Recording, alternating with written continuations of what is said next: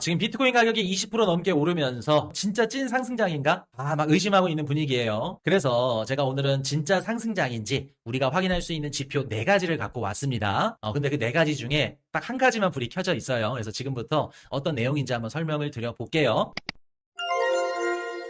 여러분 4가지 지표를 가지고 왔는데 우리가 한번 얘기를 한번 해봅시다. 생각을 한번 해볼게요.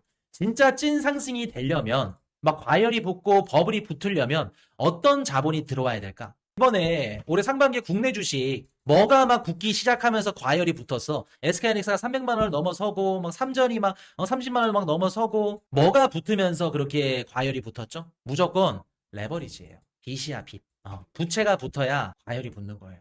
내가 갖고 있는 돈만으로는 투자가 안 돼. 부채가 붙어야 돼, 부채가. 그냥 빚내서 투자를 해야지만 포모 심리가 붙고 그런 지표들이 확인이 될 때, 야, 찐 상승장이다. 생각이 드는 거예요. 그래서 여러분들 많이 얘기를 하죠. B2라고. 고금리에도 돈을 빌려서 코인을 투자를 해야 B2가 시작이 돼야 진짜 찐 상승장이다. 그래서 오늘 4가지 지표를 한번 말씀을 드려볼게요. 자, 그 첫 번째 지표가 뭐냐면, 여러분들 암호화폐 시장에 돈을 뭐 레버리지를 끼고 뭐 담보로 빌리거나 아니면 빌려줄 때 금리가 있죠. 이자가 똑같이 있잖아요. 우리 은행이랑 같이.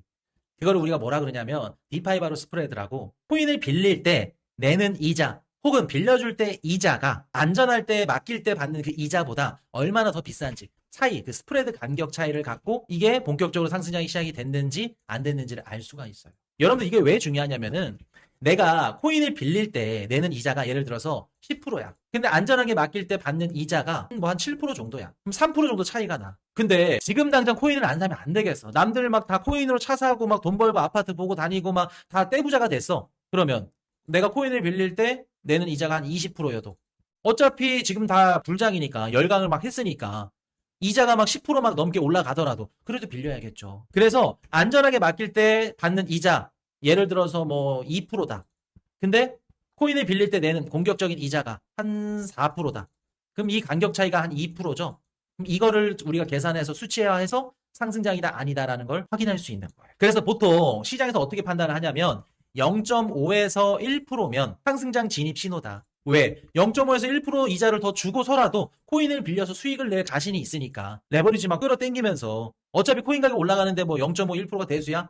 라는 생각으로 이제 막 레버리지를 일으키니까 자, 2% 이상 이거는 고점일 확률이 높아졌다 이렇게 판단해요. 그럼 지금 보시면 지금 수치가 0.001, 0.001에다가 뭐 이런 식으로 1일 이자율이만 하죠. 연간 이자율은 5%고 지금 보시면 상승장 진입 신호라기 하기에는 조금 힘들어요. 지금 보시면 1일 이자율이면 0.014죠. 그러니까 아직까지는 미비해. 그러니까 지금 막 그 레버리지를 끌어들여서 야 내가 이거 비싼 이자를 주고 코인을 빌려서라도 수익을 낼 수 있겠다. 과열이 아니라는 거예요. 초입일 가능성은 여전히 열려있다. 하지만 미약하다. 더 자세하게 볼 수 있는 게 지금 바이낸스 테더 대출 이자율인데 최근에 8월달 중순 이후에 지금 보시면은 대출 이자율인데 요게 살짝 올라왔죠. 대출 이자율이 올라간다는 건 대출 이자가 높더라도 그만큼 투자하고 싶은 그 투기가 높다는 거야. 수요가 많다는 거야. 근데 예전 상승장이랑 한번 비교를 해볼게요. 여러분들 어때요? 초록 색깔 보시면 돼. 지금 살짝 올라오긴 했는데 코딱지만한 게 예전에 비해서는 아예 압도적이죠. 24년도 상승장 때 볼게요. 이렇게 올라가야 돼. 그러니까 퍼센트를 따졌을 때 60에서 65%까지만 올라가요. 이거 보세요. 24년도. 요런다고. 진짜 상승장 때 이렇게까지 올라간다고, 이자율이. 근데 지금은 애게 코딱지만 하죠. 그럼 여러분들, 우리가 얘기하는 암호화폐 투자 광기라고 부를 수 있는 정도예요? 아니에요? 아직은 아니라는 거죠. 상승장 초입일 수는 있겠지만 상승장이 확신할 수 있다 없다? 아직까지는 아니다. 그럼 두 번째로 볼 수 있는 건 뭐냐? 스테이블코인 시총이에요. 공급량. 우리 암호화폐 시장에 유동성이 들어와 외부에서 딱 현실적으로 알 수 있는 게 스테이블 코인이에요. 근데 스테이블 코인을 우리가 조심해서 봐야 될 게 뭐냐면 스테이블 코인 시가총액이 무조건 늘어난다 그래서 무조건 우리 암호화폐 시장으로 유입이 된다라고 볼 수는 없어요. 왜 그러냐면 암호화폐 시장으로 유입이 들어온 거는 맞아. 스테이블 코인 시가총액이 올라가니까. 근데 여러분들 봅시다. 그 스테이블 코인으로 주식 토큰화를 할 수도 있고요. 예측 시장에 베팅을 할 수도 있고요. 예전에는 비트코인 아니면 암호화폐 알트코인만 샀기 때문에 스테이블코인 시가총액이 늘어나면 우리의 코인으로 들어오겠네 라고 할 수도 있어. 근데 지금은 예측 시장, 뭐 RWA, 물론 RWA는 작지만 그리고 주식 토큰화 이미 파이가 커졌죠. 그래서 스테이블코인 시가총액이 커진다고 하더라도 무조건 코인을 투자한다고 보시면 안 돼요. 하지만 확률적으로는 있다. 지금 보시면 스테이블코인 시가총액이 유의미하게 막 늘어나진 않았지만 살짝 올라왔죠. 시가총액이 살짝 올라왔어요. 근데 올라왔다고 하기엔 좀 애매해. 이렇게 보시면은 살짝 올라오기는 했어요. 근데 크게 막 유의미하지는 않다. 막 엄청난 돈이 막 들어와서 막 이렇게 간다. 그 정도는 아니다. 그러면 외부에서 진짜 미친 듯한 돈이 들어왔다 안 들어왔다? 아직까지는 아니다. 스테이블 코인 공급량 그리고 차입 금액까지 봤을 땐 야, 진짜 막 본격적으로 불장이다라고 보기엔 어렵다. 예전에 보시면 여러분들 이런 식으로 막 올라가요. 이런 식으로 올라가. 이런 식으로. 그때 불장 때랑은 살짝 높낮이가 조금 다르기는 하다. 아직까지는. 그리고 자, 결정적인 거. 이게 뭐냐면은 지금 암호화폐 시장에 스테이블 코인 관련해서 이자를 주는 이자율이 USDC가 뭐 4에서 7%, USDT가 3에서 5%, 그리고 뭐 DAI가 4에서 6% 이렇게 주고 있죠. 근데 여러분 봅시다. US T빌 뭐예요? 미국 단기채예요. 4.5에서 5%예요. 미국의 국채랑 스테이블 코인의 이자랑 또이또이야. 오히려 미국 국채가 막 더 높은 경우도 많아.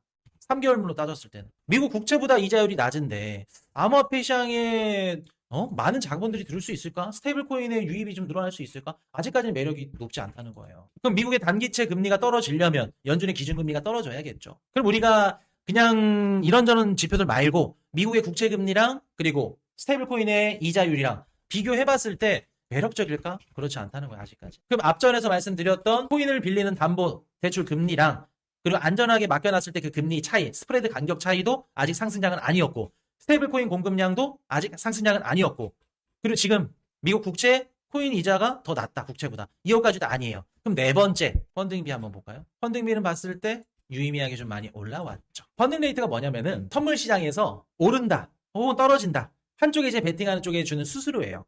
오른다에 많이 몰린다. 그러면 이제 마이너스 약세에다가 주는 거고 펀딩비가 비싸지는 거고. 그래서 연 10%가 넘는다. 그러면 야, 어느 정도 이제 고점 찍네. 좀 높아지네. 그렇게 보시는 거고. 근데 아직 펀딩비만 봤을 때 요때 보면은 막 펀딩 레이트 비율이 엄청 높잖아요. 보시면. 근데 아직까지는 그 상승장까지는 아직 그 움직임이 파악이 안 돼. 근데 상승장 뭐 초입일 수는 있다. 유의미하게 조금 올라왔다. 음수에서. 그래서 이 부분만 봤을 때는 나쁘지 않죠. 어떻게 상승장 초입인 부분인 거죠. 그래서 총 4가지 지표를 봤을 때 상승장이라 들어갔다고 보기엔 어렵다. 하지만 펀딩비 같은 경우에는 유의미하게 올라왔는데 근데 이마저도 펀딩비가 이렇게 갑자기 이렇게 좀 단기적으로 올라온다 그러면 단기적으로는 좀 시장이 많이 흔들릴 수도 있다는 걸 의미하거든요. 선물시장 쏠림이 좀 짙어지는 거니까. 그래서 우리가 좀 4가지 지표를 좀 전체적으로 이제 정리를 해보자면 아직까지 우리가 B2 빚을 지면서 레버리지를 끌어안고 상승장에 간다고 할 수는 없다. 상승장이 확인될 수 있는 지표들은 없다. 그리고 단기적으로 이렇게 과열이 나왔다는 건 되돌림 현상, 단기적으로 조정이 나올 가능성도 우리가 열어두셔야 된다. 그래서 사실은 4가지 중에 뭐 한 가지는 불이 켜졌다고 말씀을 드렸는데 한 가지도 불이 켜진 건 아니에요. 지난 상승장 요거 비교해봤을 때는 그렇지 않다. 계속해서 지켜봐야 될 게 아까 제가 보여드렸던 차입 금리, 디파이에 코인 빌리는 거랑 안전하게 예치하는 거랑 그 대출 금리 이자 마진 스프레드 간격 차이 그거 얼마나 높게 올라가는지 레버리지 과열이 붙는지 보셔야 되고 그리고 스테이블 코인 시가총액 높아지고 그리고 이 부분에서도 예측 시장이랑 주식 토큰화로 얼마나 빠지는지 같이 크로스 체크 하셔야 된다는 거 그리고 세 번째 펀딩비 얼마나 유의미하게 올라가는지 그거 보셔야 되고 자, 미국 국채 이자 이거는 사실 좀 쉽지 않죠. 연준이 금리를 내려줘야 되는 거니까 미국 국채 이자랑 스테이블코인 이자랑 얼마나 간격 차이가 높아지는지 스테이블코인 이자가 얼마나 높아지는지 그거 보셔야 됩니다. 그래서 요 4가지 지표가 양수로 돌아선다. 지난 상승장 비교했을 때도 높이 올라간다. 그러면 찐 상승장일 가능성이 높다. 그렇게 보시면 되겠죠. 그래서 아직까지는 이 4가지 지표로만 봤을 때는 진짜 찐 상승장이라고 판단할 수는 없다. 그래서 여러분들이 앞으로 요 지표들을 계속해서 팔로우하면서 지켜보셔야 된다.